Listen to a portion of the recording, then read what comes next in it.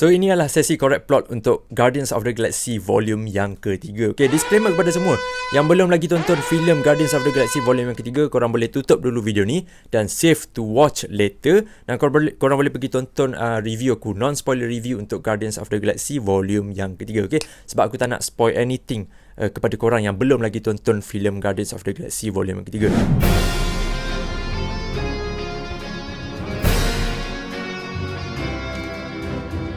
Hello, Assalamualaikum semua. Welcome back to Finivicent YouTube channel, di mana kita akan bahaskan tentang Marvel News, Marvel Rumors, Marvel Review, Marvel Theory dan banyak lagi berkaitan dengan Marvel. Okay, so dalam video ni memang aku akan buat sesi correct plot untuk Guardians of the Galaxy volume yang ketiga. Tapi sebelum tu, aku nak korang semua komen dulu rating korang untuk Guardians of the Galaxy volume yang ketiga. Top 3 momen yang menyedihkan dalam filem ni, dan siapakah karakter yang korang paling suka dalam Guardians of the Galaxy volume yang ketiga ini. Okay, rating aku untuk filem ini adalah 9.6/10 bintang dan jatuh di bawah kategori Marvelous. Sangat-sangat best dan juga emotional untuk ditonton. Ketiga, aku menangis apabila Mantis backup Drax pada penghujung filem. Masa third act tu ada Nebula kerap marah ahli-ahli GOTG ni sebab banyak buat kesilapan tapi Mantis dia protect Drax masa tu.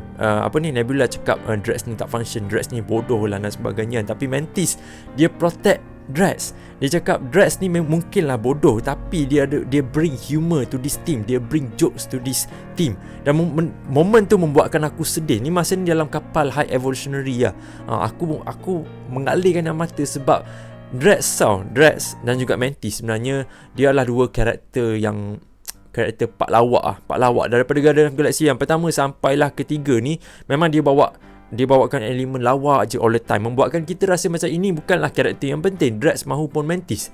Tapi Mantis menyedarkan aku satu perkara, setiap karakter ni membawakan elemen yang berbeza yang membuatkan kita suka dengannya. Tak kira lah watak itu adalah watak yang bodoh, tapi kalau dia bring something to the team, then it is something yang valuable untuk Guardians of the Galaxy volume yang ketiga. Dan momen tu membuatkan aku mengeluarkan air mata. Yang kedua adalah apabila Nebula ni, berkaitan dengan Nebula, apabila roket sudah pun bangun, sudah pun hidup kembali kan daripada alam kematian dan sebagainya, Nebula menangis.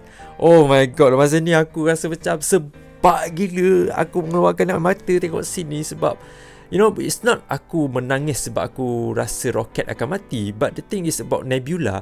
Masa roket tu bangun-bangun terus dia tanya mana Nebula kan.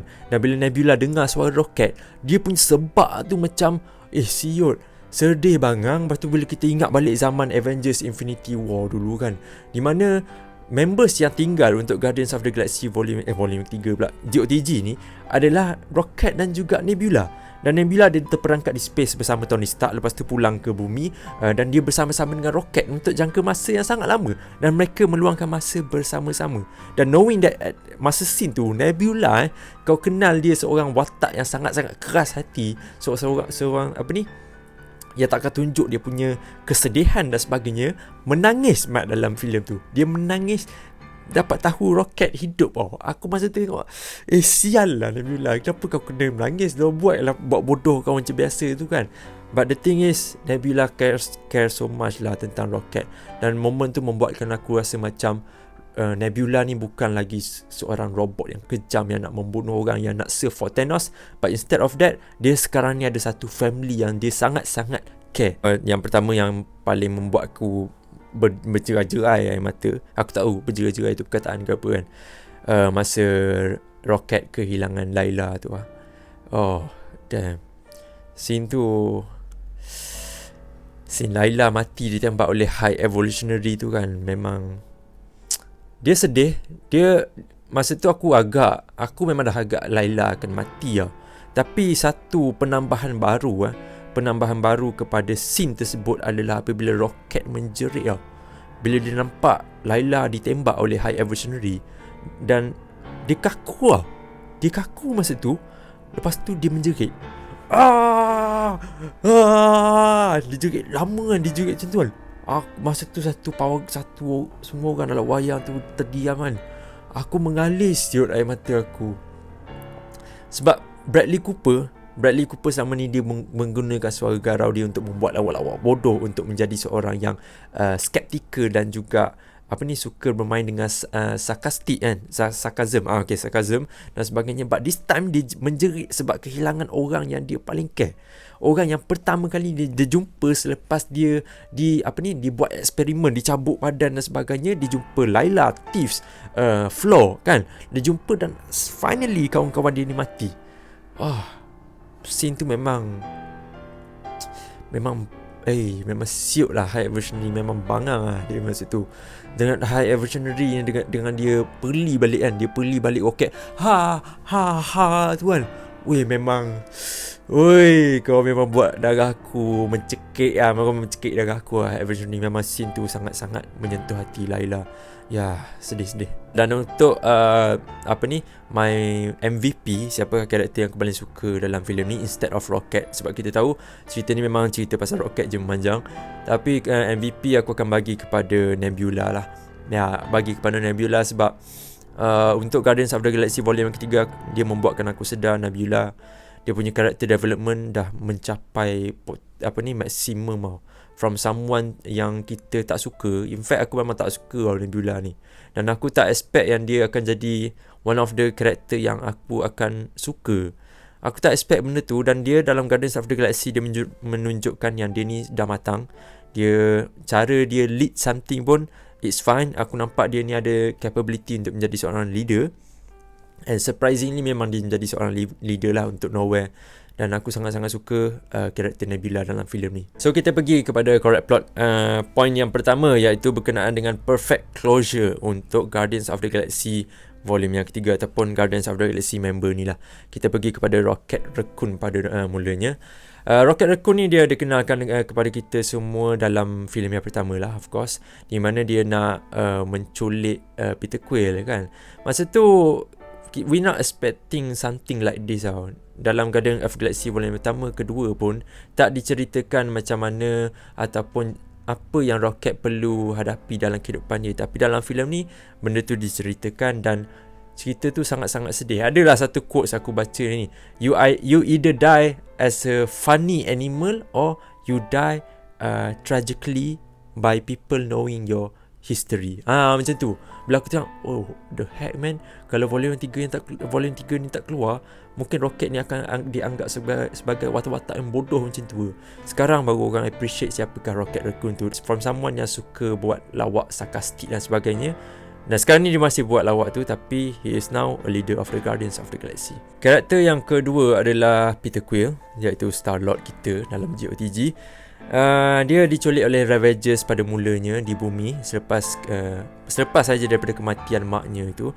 Dia diculik oleh Ravagers. Lepas tu dia dibesarkan oleh Yondu. Dan Yondu buat lawak macam kau tahu tak, aku selamatkan kau. Budak-budak ni dulu nak makan kau, aku yang selamatkan kau. Dan banyaklah the love-hate relationship between Peter Quill dan juga Yondu kan.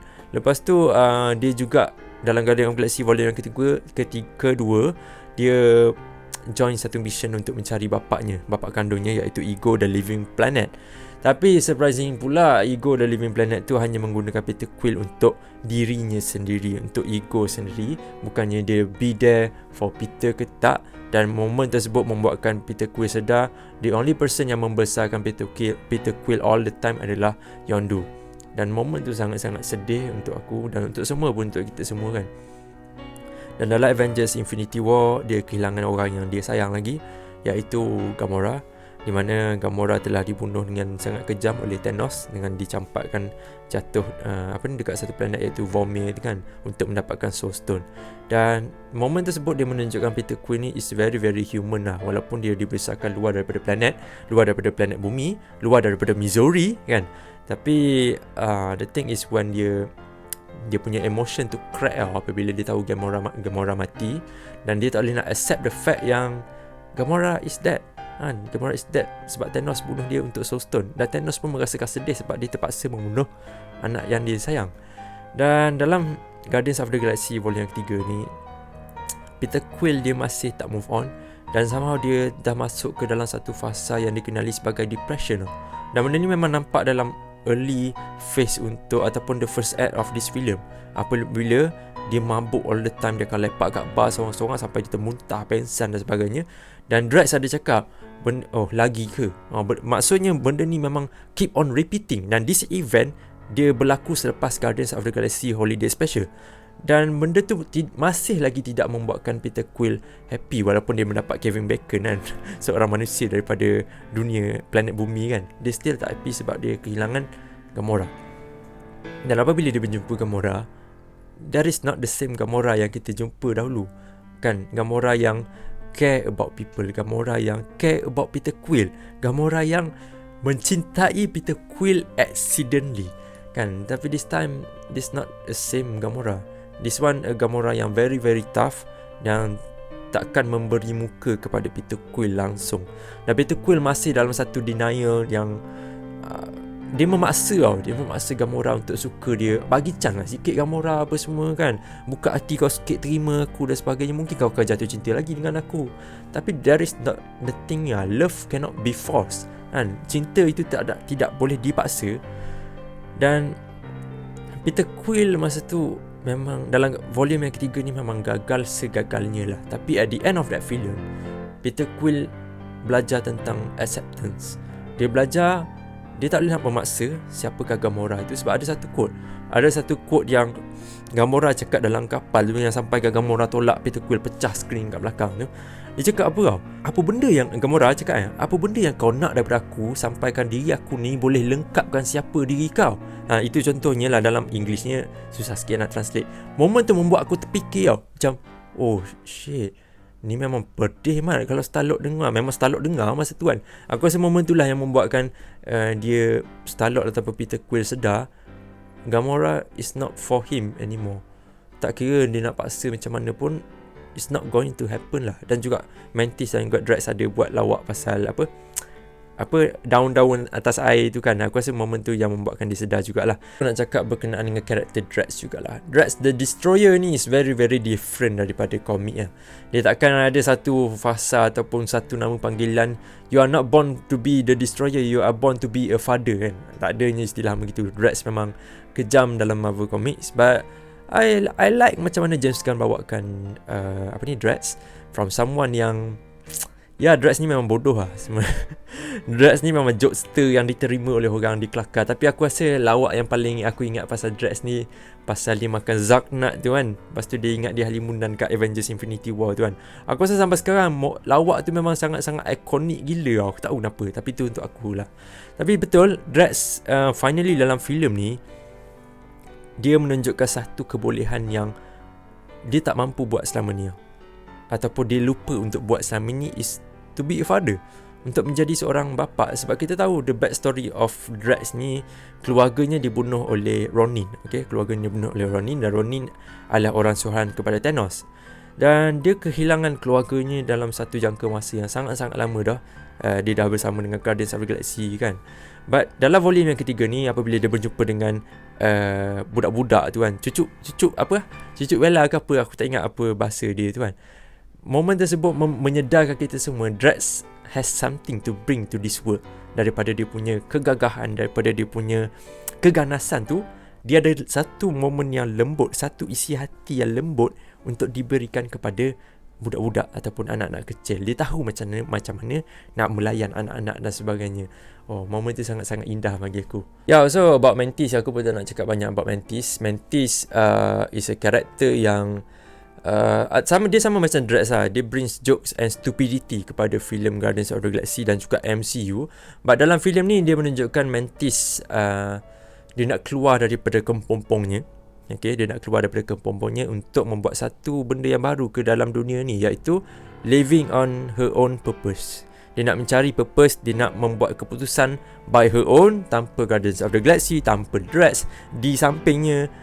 Somehow dia menunjukkan kepada kita semua Mantis dah eventually dah mature, dah matang dalam filem Guardians of the Galaxy volume yang ketiga. Ini antara favourite character, iaitu Groot. Dalam filem volume yang ketiga ni, kita dapat tahu dia cakap I love you guys kan. Dia cakap I love you guys. Dan James Gunn dah confirmkan tentang benda ni, di mana I love you guys tu bukannya dia memang cakap dalam bahasa lain tiba-tiba, tapi ianya adalah kepada MCU audience.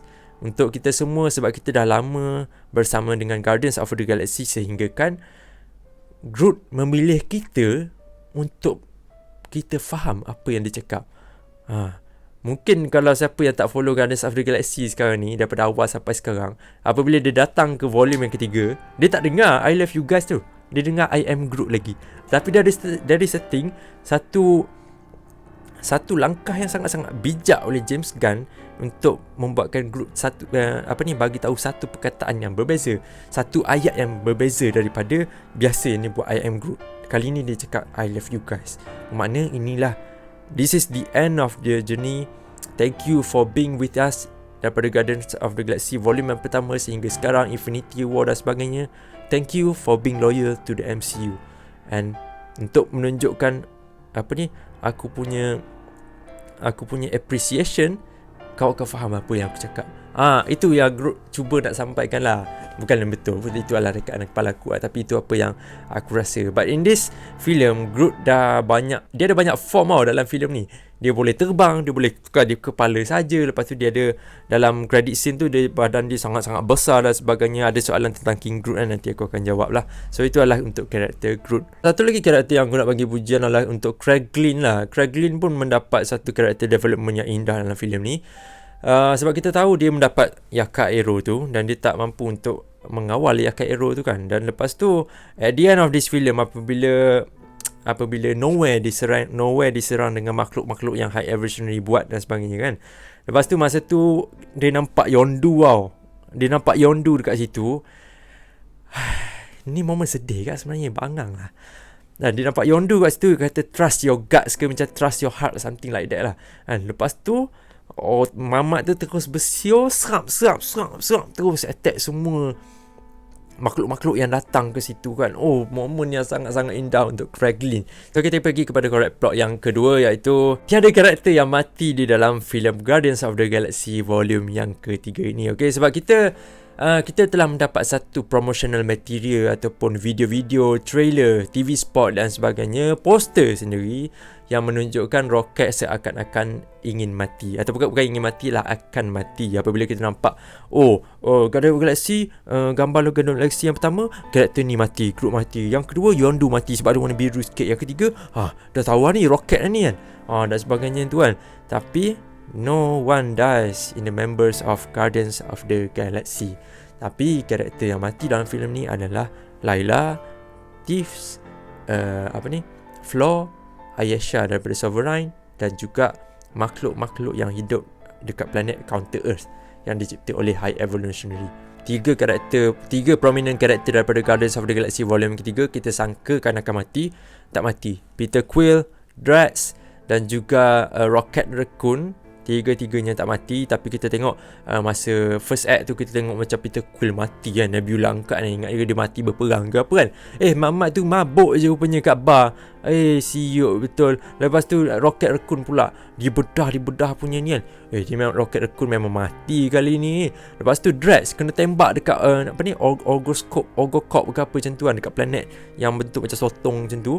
Kena tembak. Ingat mati lah waktu tu. Tak mati lagi. Member Mamat tu memang keras nak mampus lah. Tapi yang Peter Quill yang last tu, tu bukan dalam expectation aku ke sebenarnya. Aku tak expect yang, sebab aku ingat the end lah tau. Aku ingat Guardians of the Galaxy akan ada satu happy ending. Memang dapatlah happy ending. Tapi dia hampir nak pergi ke darker path tau.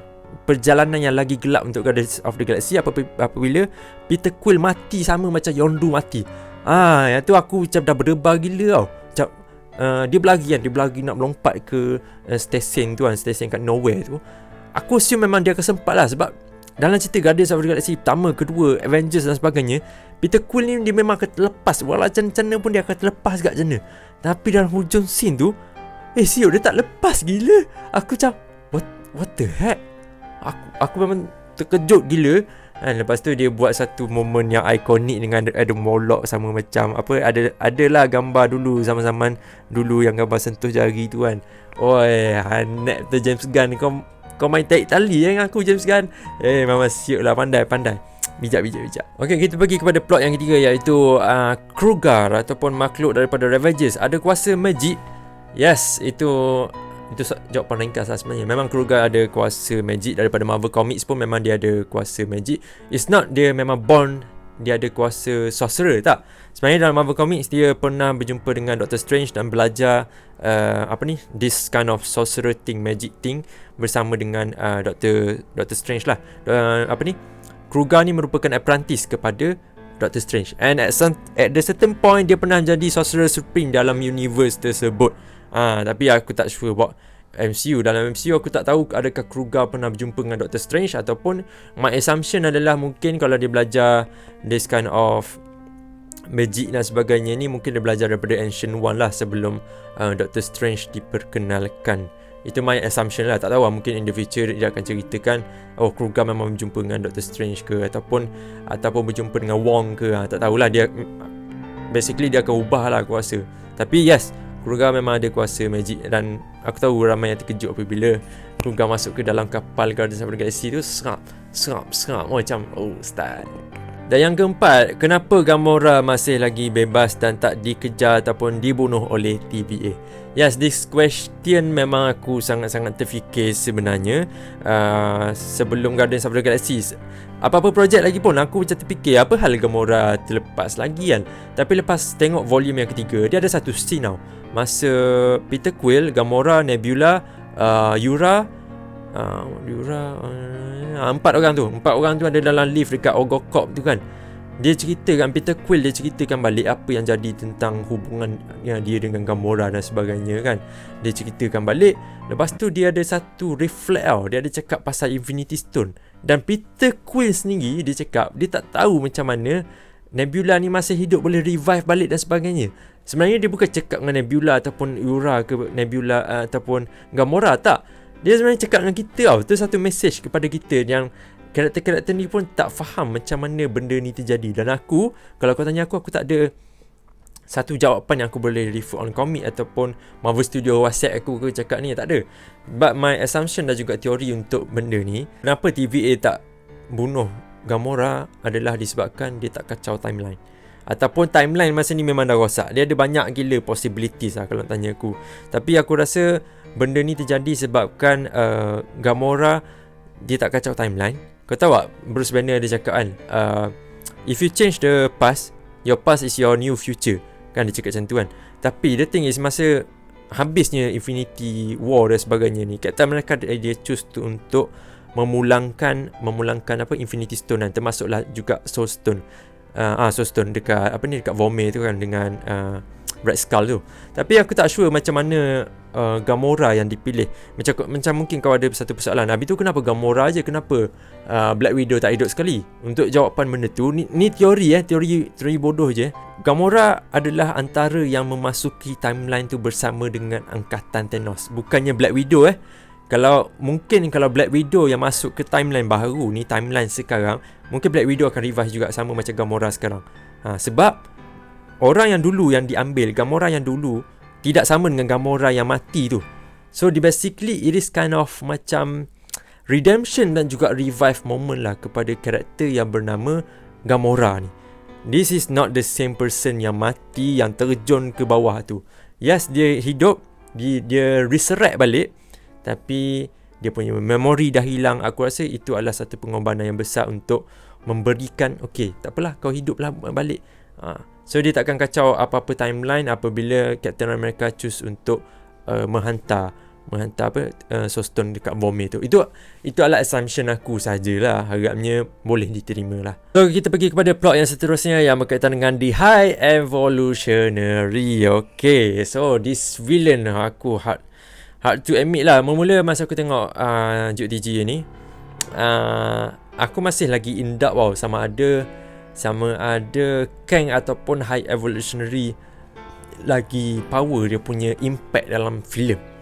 But I think lepas 3 kali tengok, aku terpaksa agree that High Evolutionary punya impact lagi-lagi bagus lah. Dan pujian kepada writer lah sebenarnya, writer untuk Guardians of the Galaxy, sebab dia berjaya untuk bawakan dan juga highlight the brutal dan juga menacing moment untuk The High Evolutionary. Tak macam Kang punya tu, Kang dia tak dapat satu character development ataupun spotlight yang sepatutnya dia dapat. Sebab tu High Evolutionary mendapat tempat tu, sebab dia diberikan spotlight dengan menceritakan backstory roket dan sebagainya. Dia menunjukkan apa yang dibuat dengan dengan makhluk-makhluk yang dibuat tu, dan dia rasa makhluk yang dibuat dekat Counter Earth tu tak perfect. Okay, kita bunuh je. What the heck tau? Macam gitu je siut. Memang Mamat ni memang brutal lah, memang menacing lah. Yang dia gelak, yang dia jadi sarkastik, dia gelak tengok member roket mati, ha tu kan. This character memang macam psikopat tau, kau tahu tak? Dalam filem ni aku ada demand something tau daripada High Evolutionary, adalah untuk aku nak character development dia develop lagi. Bagi aku tak mencapai satu kepuasan untuk High Evolutionary. Yes, dia menacing, dia brutal dan sebagainya, tapi mana backstory dia? Mana dia punya proper character development? Sebab dalam filem ni kita asyik nampak backstory roket tau. Dan High Evolutionary, dia bukan ceritakan tentang character development High Evolutionary. Dia hanya menceritakan High Evolutionary ataupun dikenali sebagai He ni, dia hanya melengkapkan backstory roket saja. Dia tak ada HE punya intention, dia punya moral compass tu yang sangat-sangat solid. Kenapa dia nak makhluk yang perfect dan sebagainya tu kan. I need more from him. Dan kalau for your information lah, dalam Marvel Comics dia punya story sangat-sangat beza. Aku faham kenapa berbeza, jangan marah aku Kalau dalam Marvel Comics, nama sebenar untuk High Evolutionary ataupun dikenali sebagai He ni, dia nama sebenarnya adalah Herbert Edgar Whitham. Dan juga dia ni obses tau. Dia daripada kecil lagi dia obses dengan genetic mutation. Bukan genetic mutation lah, perubahan genetik. Dia suka benda tu daripada dia budak lagi. Dan masa dia budak tu, dia telah memetik, dia kutip haiwan mana-mana, dan dia akan buat eksperimen dekat haiwan tu, membunuh haiwan tu dan sebagainya lah. Memang daripada budak lagi sehingga dia masuk ke universiti dan sebagainya. Kalau ikutkan Marvel Comics, antara event yang penting lah, dia ada satu markas tau. Satu markas yang besar dekat Wundagore Mountain. Wundagore Mountain ni memang dah disebut dalam Doctor Strange Multiverse of Madness, yang keton ada semua tu kan. Memang dah disebut dalam Multiverse of Madness, tapi tak ada reference langsung tentang Wundagore Mountain daripada High Evolutionary, tak ada. Dan kalau ikutkan dekat dalam Marvel Comics, dekat Wundagore Mountain tu, masa tu lah He ni dia menciptakan satu bangsa ataupun satu spesies yang dikenali sebagai Newman. Masa dia create Counter Earth, memang samalah, aku beri pujian lah kepada tim James Gunn lah, sebab munculkan Counter Earth. Aku suka Counter Earth, tapi dia tak ada satu backstory Counter Earth yang sama macam dalam Marvel Comics, iaitu ada satu makhluk ni yang bernama Man Beast tau. Man Beast dia ada dekat Counter Earth, tapi dekat Counter Earth ni supposedly situ adalah satu makhluk-makhluk yang baik semua. Macam High Evolutionary cakap lah dalam filem tu kan, makhluk yang baik dan sebagainya. Nampak ada sotong jual crystal meth dan sebagainya tu kan, tapi dia tak ada Man Beast tau. Dan kalau dalam Marvel Comics juga, High Evolutionary dia akan bagi tahu Adam Warlock untuk pergi ke bumi, untuk pergi ke Counter Earth tu, untuk bertempur dengan Man Beast. Dan dia ketiba Man Beast tu, tapi dalam cerita ni memang tak ada langsung lah pasal benda tu. Dan dalam filem tu sendiri juga, dia dah dijelaskan yang High Evolutionary ni seakan-akan bukan seperti dari bumi tau. Aku ada beberapa teori about this thing. Kalau kau nak tahu, High Evolutionary ataupun He ni, dia memang berasal daripada bumi tau, England. Okay, dia berasal daripada England. Dan tapi dalam MCU ni, dia cakap kat Peter Quill tau, I have visited your planet. Dia cakap macam tu kan. Your planet is very beautiful, tapi manusia tak evolve ke apa benda. Dia cakap, aku tak ingat skrip tu kan. Sebab tu dia buat Counter Earth, place yang lagi baik daripada bumi yang Peter Quill ada tu kan. Yang tu lah, dia cakap I have visited your Earth. Dia sama ada memang origin He ni dalam MCU memang tak sama langsung dengan komik. Bukan tak sama langsung dengan komik. Maksudnya dia ni bukannya berasal daripada bumi tu, ataupun dia memang berasal daripada bumi, tetapi selepas dia mendapat nama High Evolutionary ni, dia tidak lagi melabelkan dirinya sebagai manusia, tapi instead of that, dia melabelkan dirinya sebagai Tuhan ataupun pencipta. There is no God, there is why I step in. Itu yang High Evolutionary cakap dekat dia punya makhluk tu lah. Dan juga surprisingly, dia yang menciptakan Sovereign, iaitu makhluk orang-orang yang berkulit emas. Termasuklah juga Adam Warlock. Okay, kalau dalam komik untuk Adam Warlock nanti aku sentuh lah, tapi aku tak expect lah dia yang akan menciptakan Adam Warlock tu. Aku ingat ke Adam Warlock dan juga Sovereign ni akan mendapat cerita yang berbeza kan. Tapi aku rasa mungkin hanyalah untuk memberikan karakter development kot untuk High Evolutionary. That's why dia nak cakap macam High Evolutionary ni yang menciptakan spesies-spesies baru ni lah kot. So kita ada soalan daripada Amber Heard, one of my Marvel Comics friend. What it will be for High Evolutionary in the future, going back to source material or tie in to Kang and Multiverse Saga? Okay, ni good question lah sebenarnya. Question yang open-ended ke. Sebab dalam penghujung filem tu, kita nampak High Evolutionary mati Dia bukan mati dibunuh oleh Rocket, tapi mati sebab kapal dia meletup. Tapi the thing is yang kita kena ingat, when a villain mati off screen tau, kita tak nampak dia punya mayat memang tertusuk, kena tikam. Memang dia kena tikam dengan Gamora, tapi aku tak rasa High Evolutionary akan mati sebegitu saja. Tapi kalau kita nak stand in fact, dia ada 50-50, sama ada dia boleh hidup ataupun mati, depends on writer ataupun director selepas ini. Macam mana dia nak bawakan High Evolutionary selepas ini. Ataupun rasanya kita tak perlu dah he ni, kita tak perlu dia, kita akan start cerita yang baru. Itu my assumption lah. Tapi kalau daripada perspektif Marvel fans, aku nak High Evolutionary kembali muncul tau. Mungkin kembali muncul sebagai one of the bukan psychic lah, dia macam pembantu kepada Kang the Conqueror. Somehow aku tak nak dia tie in, sebab dia orang punya storyline berbeza. Yang ni nak conquer ni, yang ni nak conquer. Dia seorang bukan nak conquer lah, seorang nak create a perfect species, seorang lagi nak conquer the multiverse kan. Dua genre yang berbeza. Tapi kalau kau betul nak tie in dengan Kang, kalau buatlah dengan cara yang baik lah sebenarnya. Dan kalau nak tanya sources material, aku rasa aku memang nak, aku kalau boleh sangat-sangat nak dia follow sources material lah untuk High Evolutionary. Kalau tak banyak pun, at least sikit-sikit dah. Lepas tu kalau ada sebab macam mana High Evolutionary berjumpa dengan Kang ke dan sebagainya, it would make such a good story lah. At least memang kena ada janganlah twist 100% tentang High Evolutionary ni, sebab ada banyak cerita lagi yang berkaitan dengan High Evolutionary dalam Marvel Comics yang menarik untuk diceritakan. That is my hope lah untuk High Evolutionary. Nah, agaknya memang dia tak mati lah. So kita pergi kepada yang seterusnya, iaitu berkenaan dengan post credit scene, mid credit scene dan juga end credit scene untuk Guardians of the Galaxy volume yang ketiga. Okay, so the mid credit scene untuk Guardians of the Galaxy yang ketiga, selepas dah tewaskan High Evolutionary dan sebagainya, Peter Quill choose untuk pulang ke tanah air. Lepas tu, Guardians of the Galaxy finally berpecah dan Rocket cakap, is that it about Guardians?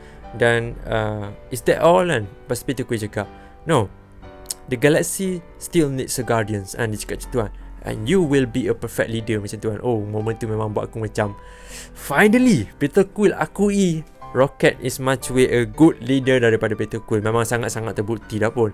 Benda ni terbukti daripada Rocket masa budak lagi, masa kecil dalam penjara dengan Layla, Tiff, Floor tu kan, yang dia lead the team untuk keluar, untuk pergi curi jet dan sebagainya. Dia dah cipta satu perancangan dah, walaupun dia masih lagi mentah waktu itu kan. Dan aku memang akui Rocket Raccoon is a very very good leader untuk Guardians of the Galaxy lah, to be honest. Dan kalau tengok member untuk Guardians of the Galaxy volume untuk yang baru ni, kita ada Rocket Raccoon, kita ada Groot, kita ada Kraglin, kita ada Cosmo, kita juga ada dua ahli tambahan baru, iaitu Adam Warlock dan juga siapakah karakter perempuan yang korang duk tanya-tanya tu. Karakter ni memang sangat-sangat best sebenarnya, iaitu karakter yang bernama Phyla-Vell. Okay, tak apa, kita cerita satu-satu dulu lah. Kalau kita tengok untuk GOTG yang baru, member baru ni, agak kuat team ni. Ni bukan team yang biasa-biasa punya. Kau ada Kraglin ataupun a version of Yondu yang memakai akak arrow tu kan. Lepas tu kau ada Groot yang agak besar kali ni, yang mungkin dia ada form yang lagi gempak, kaiju Groot ke dan sebagainya kan. Lepas tu kau ada Adam Warlock dalam Guardians of the Galaxy, which mean dekat sini, bukan which mean lah, dalam Marvel Comics pun memang ada Adam Warlock masuk GOTG. Dan juga kau ada Phyla-Vell siap dalam Guardians of the Galaxy. Team ni memang sangat-sangat OP. Okay, sangat-sangat OP. Alright, kita pergi kepada Adam Warlock dulu. Adam Warlock, aku sejak Will Poulter di-cast sebagai akan memainkan watak sebagai Adam Warlock, sumpah aku suka, Mat.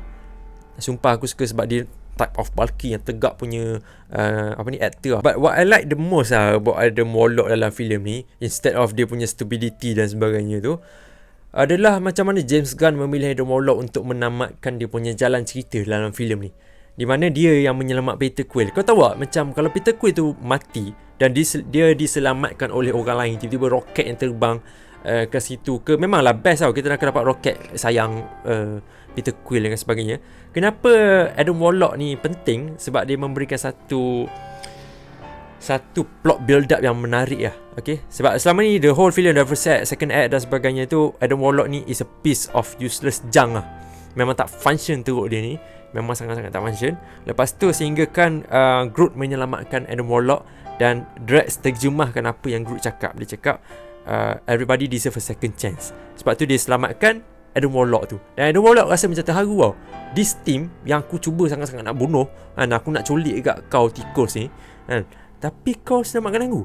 Lepas tu at the end of that moment of Peter Quill punya life, dia choose untuk selamatkan Peter Quill.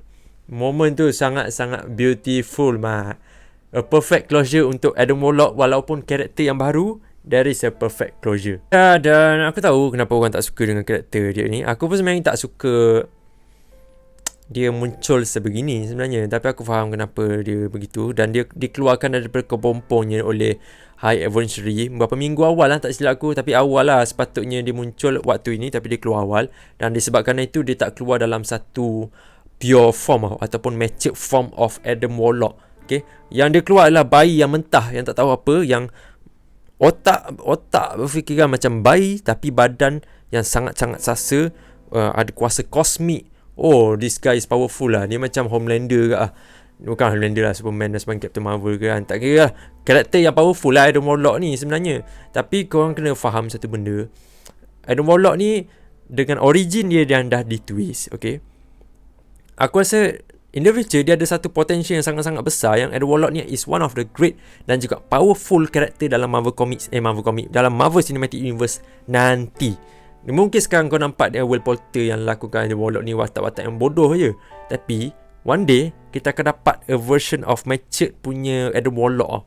Sekarang dia masih mentah, dan sekarang bila dia follow dengan Guardians of the Galaxy kat luar sana tu, dia akan gain a new experience macam mana untuk mengenali bumi dan sebagainya. Sebab memang dalam cerita ni bodoh gila lah Adam Warlock, yang dia duk pegang dinding dan sebagainya. Memang blur lah budak ni kan. Tapi aku faham lah kenapa dia jadi macam tu. Dan juga aku tak suka lah dia dikenalkan sebegitu. Sebab Adam Warlock is very very powerful. Dan dia knowing that dia punya origin dah berubah, dia bukannya dicipta oleh The Enclave. Okay, Benda ni dah cakap dulu, Sovereign yang cipta dia. Lepas tu High Evolutionary somehow plot twist, tiba-tiba High Evolutionary yang cipta Adam Warlock kan. Kalau dalam Marvel Comics, dia ni diciptakan oleh The Enclave tau. Saintis yang gila, saintis yang jahat. Tapi lepas Adam Warlock lahir tu, keluar daripada kepompongnya, Adam Warlock merasakan dia ada satu, The Enclave ni ada satu niat jahat tau, sehingga kan dia hapuskan The Enclave tu. Powerful tak powerful, dia lahir dalam Marvel Comics tu, dia terus matang tau. Lahir-lahir dia terus nak cari partner hidupnya tu. Dia terus colek Lady Sif untuk jadikan partner dia. Lahir tak lahirnya. Cuma aku ada satu persoalan lah, dan mungkin kalau siapa boleh jawab lah kan. Aku no judgement lah. Dalam Marvel Comics, Adam Warlock ni dia ada Soul Stone tau dekat kepala dia, sehingga dia boleh dia create satu dunia, iaitu Soul World. Dalam Soul World tu Gamora pun ada, Rocket, aku tak ingat Rocket ada ke tak. Apa nama tu lah, kawan kepada Star Fox tu, yang kecil, yang kerdil tu, Pip ke apa, Pip, aku tak ingat lah nama dia, ya Allah. Tapi dia Star Fox dalam cerita Eternals tu ada kawan yang kerdil tu kan. Dia ada masuk kat dalam Soul World dalam apa ni, Soul Stone, ataupun dalam komik dia kenalkan sebagai Soul Gem tau. Dalam Soul tu dia ada satu dunia baru tau, yang ada Warlock adalah macam, bukanlah raja, dia macam penghuni lah dalam dunia tu, sehingga sepower itu tau ada Warlock. Tapi ni dalam filem ni dia ada tunjuk kat dahi tu tau. Tu apa benda siap? Aku tak tahu apa. Sebab Soul Stone Infinity Saga ni dah habis tau. Ada Warlock ni, kalau Marvel Comics, dia punya strength tu kat mana tau? Dekat masa Infinity Saga. Tak kira lah Infinity Gauntlet, Infinity Watch, Infinity Stone ataupun Infinity Gem, tu dia punya strength tau. Karakter arc untuk Adam Warlock. Dia jumpa High Evolutionary ke, dia jumpa Man Beast, dia jumpa Thor ke dan sebagainya, Infinity Saga dan sebagainya tu. dalam Marvel Comics. Tapi aku macam jadi curious lah macam mana Adam Warlock akan digunakan for the future. Aku tahu Cosmic Saga akan datang, Eternal Celestials dan sebagainya. But aku tak tahulah. But my hope for Adam Warlock lah, sesiapa yang mengambil tanggungjawab untuk menulis dia lepas ni, macam mana watak dia tu. Oh please, tolonglah tulis elok-elok. Sebab aku tak suka dengan direction yang James Gunn bawakan untuk Adam Warlock, menjadikan dia ni karakter bodoh ataupun pak lawak. Aku takut in the future, siapa yang mengambil tanggungjawab untuk menulis Adam Warlock ni akan teruskan benda tu sehingga Adam Warlock jadi macam Thor dalam Love and Thunder. Yang tu petak mat, sumpah petak. Yang tu memang Adam Warlock akan jadi satu wasted potential character lah. Macam Thor aku suka tau. Dia masa dalam Thor pertama, Thor kedua kan, serious kind of Thor. Lepas tu Ragnarok tu dia bring a new version of Thor, humor one dan sebagainya. Tu okay lagi tau. Dalam Love and Thunder tu memang dah bodoh, memang dah merepek gila. Dia ada satu vibe. Aku takut macam director ataupun writer selepas ni, dia dapat karakter Adam Warlock ni, dia akan terjemahkan, okay, Adam Warlock ni adalah karakter yang buat lawak yang lebih-lebih ni kan. Apa kita polish lagi, kita buat dia jadi pak lawak dan sebagainya. Tu memang petak mat. Aku menunggu berapa lamanya untuk Adam Warlock, lepas tu kau buat dia jadi pak lawak dalam future film lah. Yang tu memang aku tak bersetuju. Yang tu memang aku akan geram gila-gila, sumpah.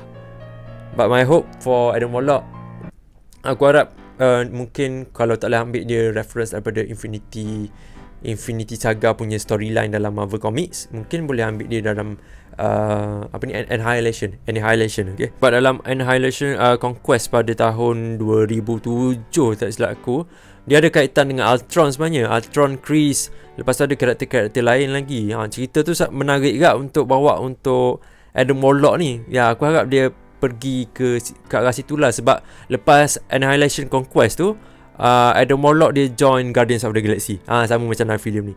Sebab the origin, the twist dan sebagainya, tak tahu lah. We talk about Phyla-Vell, karakter perempuan, budak perempuan yang diciptakan oleh High Evolutionary dalam filem ini. Okay, Phyla-Vell, the thing is, dia ambil karakter Phyla-Vell ni masih budak. Bermakna kat sini MCU akan simpan this karakter sama dia menyimpan karakter Love dalam Thor Love and Thunder. Aku rasa dia akan build satu team yang baru ke apa. Sebab nampak karakter-karakter muda yang muncul sekarang ni. Dan the reason why kenapa Guardians of the Galaxy mengambil Phyla-Vell as a members untuk GOTG awal tu. Kalau dalam Marvel Comics dia tidaklah mengambil seawal itu sebenarnya. Tapi ni dia masih budak lagi. For sure memang origin twist again. Okay, aku faham MCU like to untuk mengubah origin sesebuah karakter. So kalau korang nak tahu sebenarnya dalam Marvel Comics, dia bukanlah diciptakan oleh High Evolutionary 100% tau. Dia ada cerita sendiri dia dalam Marvel Comics. Kalau korang nak tahu, dalam Marvel Comics ni dia adalah anak kedua anak kedua kepada Marvel, dan juga maknya iaitu mak dia nama Elysius, iaitu seorang Eternals lah. Dan dia juga ada seorang abang iaitu Janice Vell.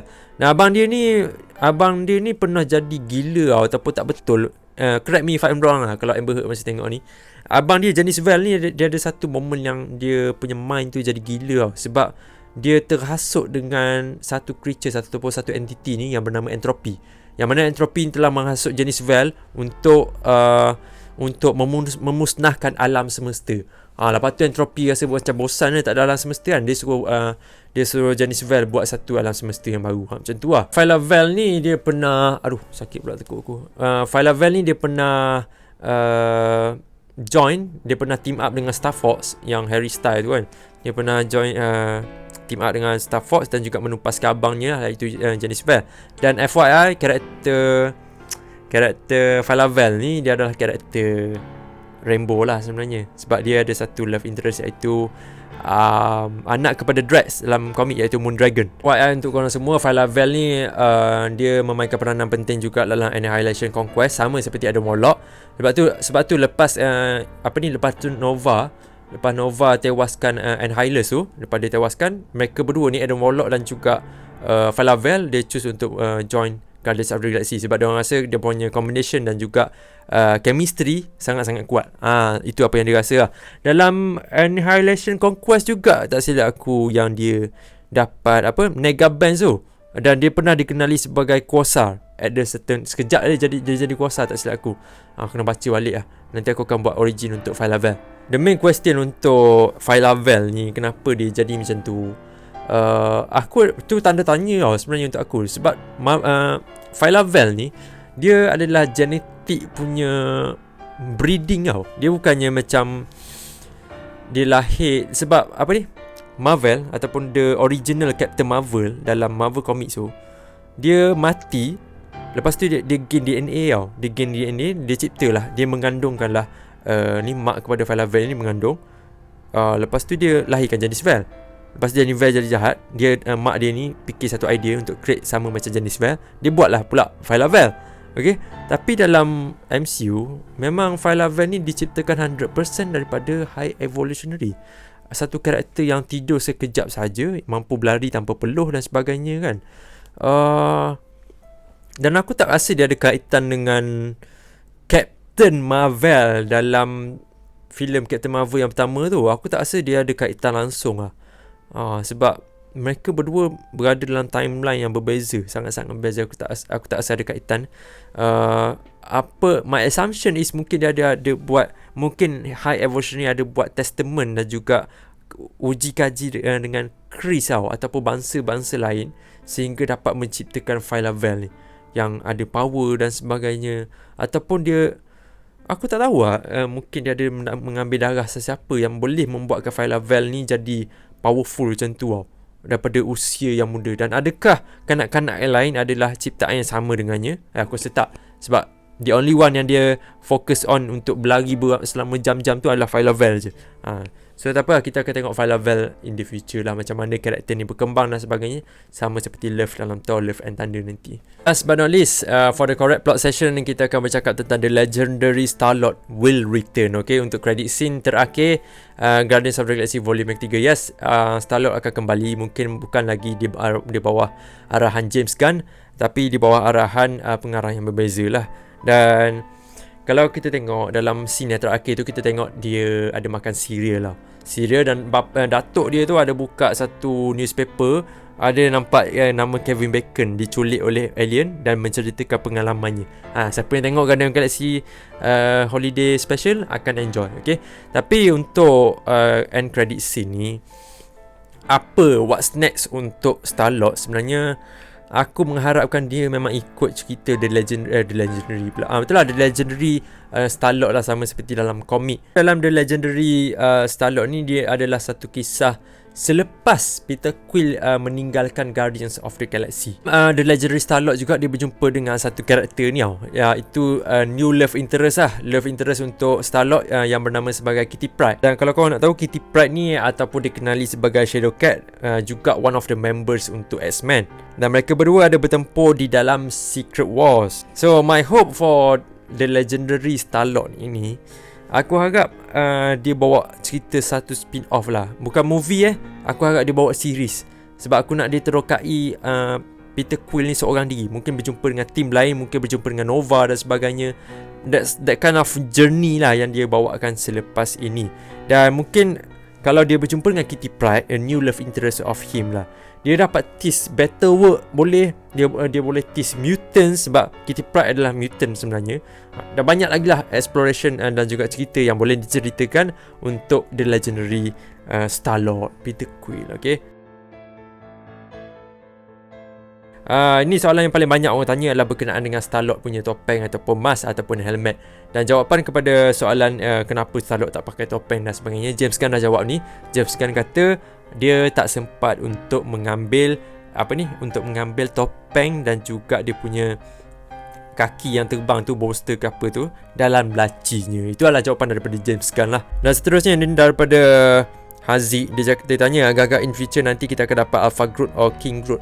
I'm not sure what type of Groot yang kita akan dapat nanti, tapi dalam credit scene tu ramai yang assume itu adalah King Groot tau. Tapi sebenarnya dalam Marvel Comics, King Groot ni adalah Groot yang tak berjumpa dengan Rocket Groot yang tak berjumpa dengan Guardians of the Galaxy, yang mana King Groot ni dia mengetuai satu planet yang dikenali sebagai planet X, okay? Dan dia menjadi King Groot lah, dan dia punya form tu sangat-sangat besar. Dan ni soalan daripada May Parker, kenapa seluruh member Guardians of the Galaxy tak beku sedangkan spaceship masih terbuka luas waktu scene Quill beku? Okay, ni May Parker, this is one of the plot hole lah dalam filem ni. Bukan dalam scene Peter Quill nak mati tu je, even masa Adam Warlock dia rempuh masuk kapal yang Gamora dan juga Peter Quill ada tu, dia rempuh masuk, Peter Quill dan Gamora tak terkeluar pun daripada kapal kecil dia tu. Aku pun tak faham kenapa jadinya macam tu. Tapi lepas aku tengok 3 kali,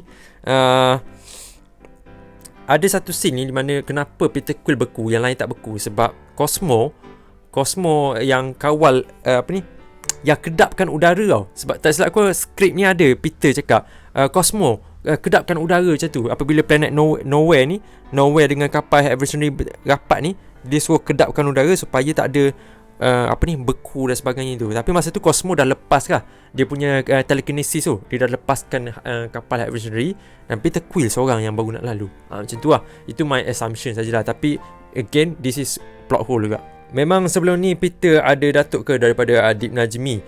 Yes, kalau kau nak tengok dalam latest, ada dalam Guardians of the Galaxy volume yang kedua, apabila Ego dia menyerang bumi, planet bumi, ada.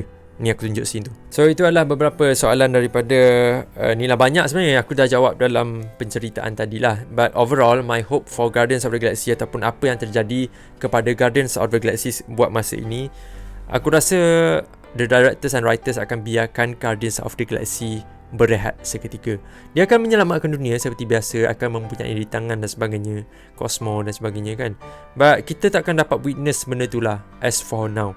Sebab kita punya direction sekarang ini adalah berkenaan dengan multiverse saga dan sebagainya tu kan. So cosmic thing ni mungkin akan datang satu hari nanti. But I'm hoping kita akan dapat tengok Guardians of the Galaxy yang baru, sebab ada Adam Warlock dan juga Phyla Vell kat situ, karakter yang perlu di build up untuk cosmic saga nanti. So mungkin dia akan ada kembali lah.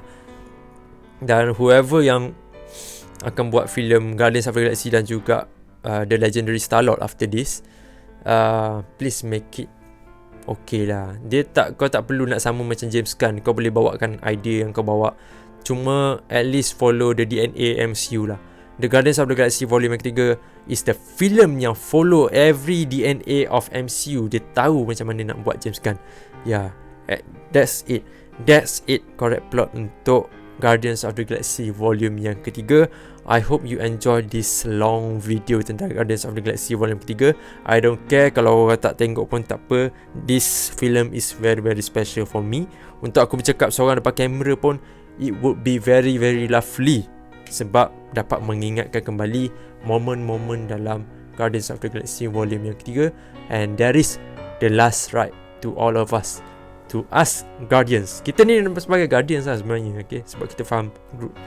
Okay, so without being said, dah lama aku cakap ni. This is the longest video yang aku pernah record. Aku mengundurkan diri. Aku harap korang semua enjoy this video, dan kita akan jumpa lagi dalam video yang akan datang daripada Philip Vincent. Alright, stay safe semua. Assalamualaikum. Bye-bye semua.